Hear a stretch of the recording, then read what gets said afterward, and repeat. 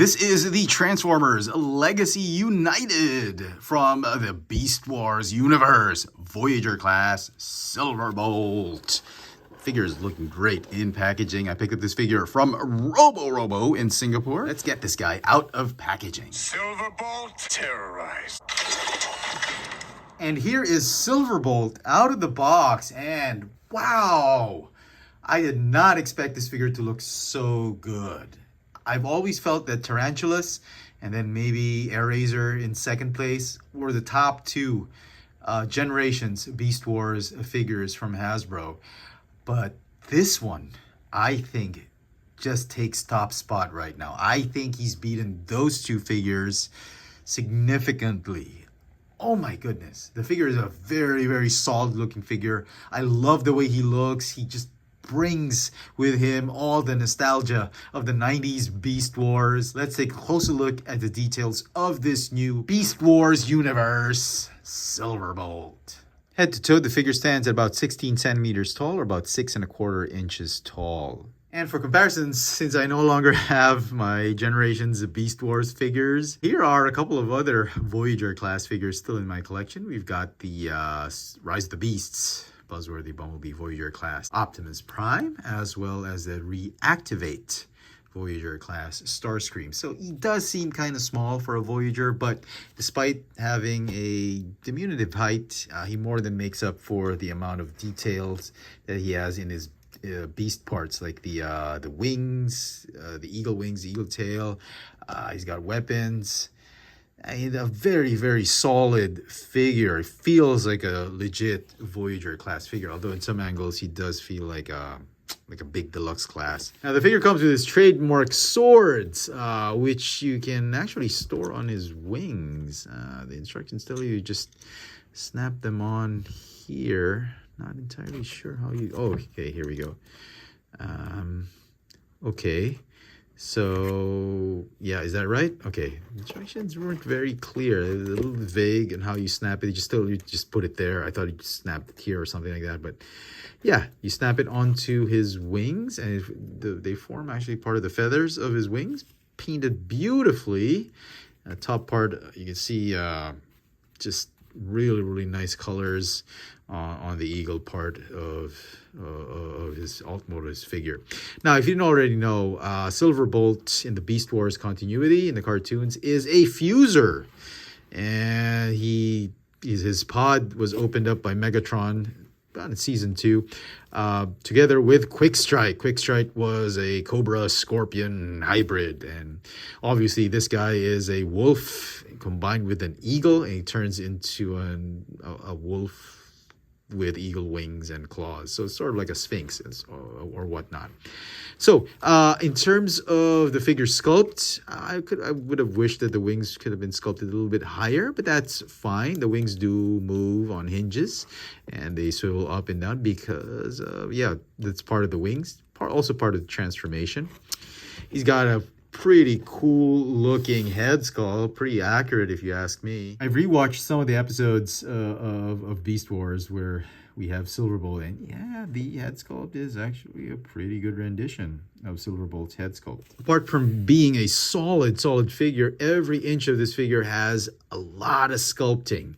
And yeah, you got feathers here, everywhere. You got the animal hide here and there, and this bronze, sort of metallic bronze paint on his legs, on the wings, just make the figure pop, because otherwise it would have been a very boring, shiny, glossy gray figure.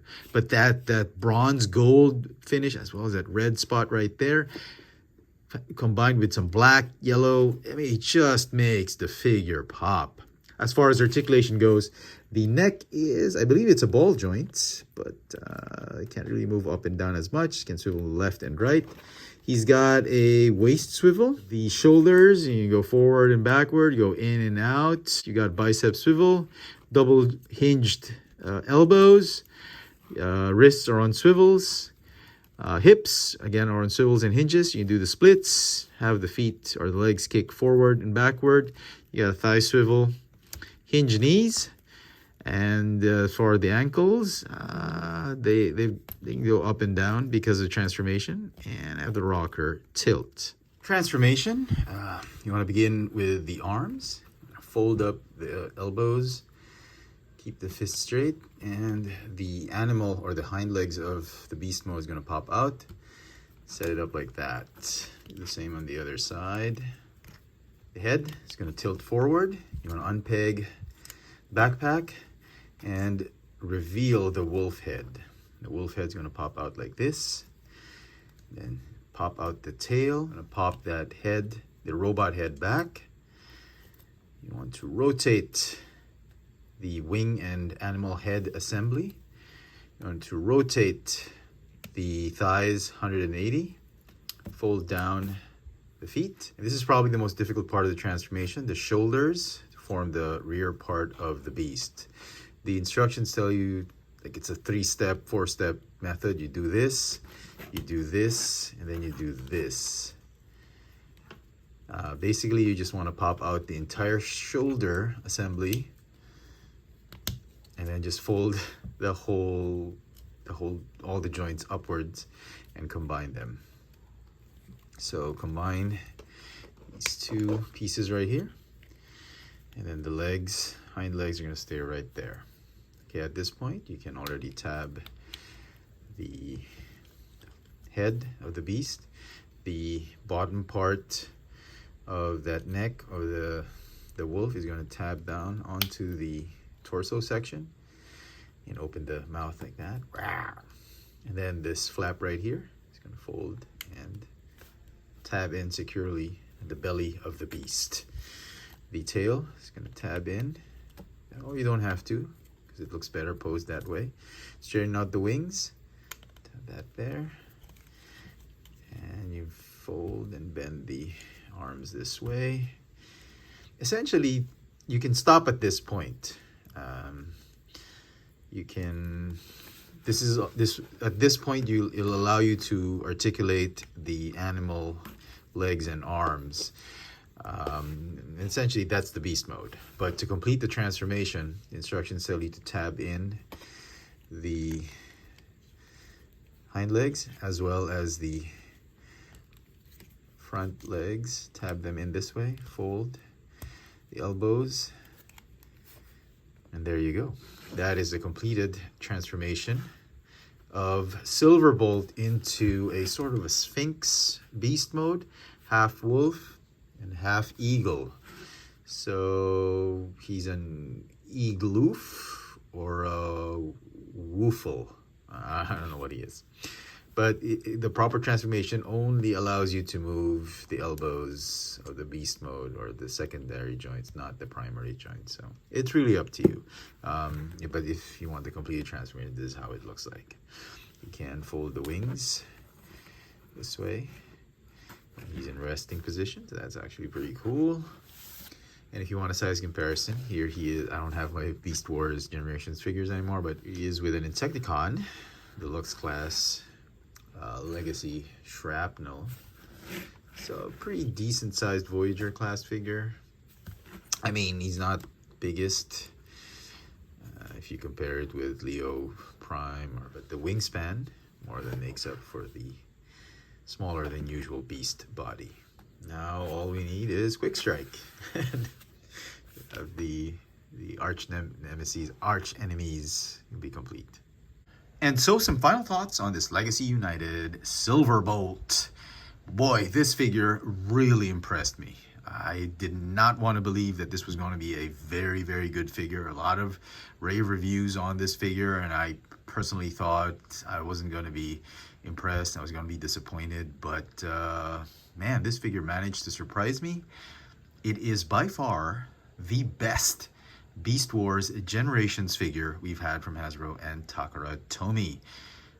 Wave 1 came out, Air Razor was top spot, and then came Tarantulas. Tarantulas, for the longest time, I thought was the best Beast Wars figure for the Generations line.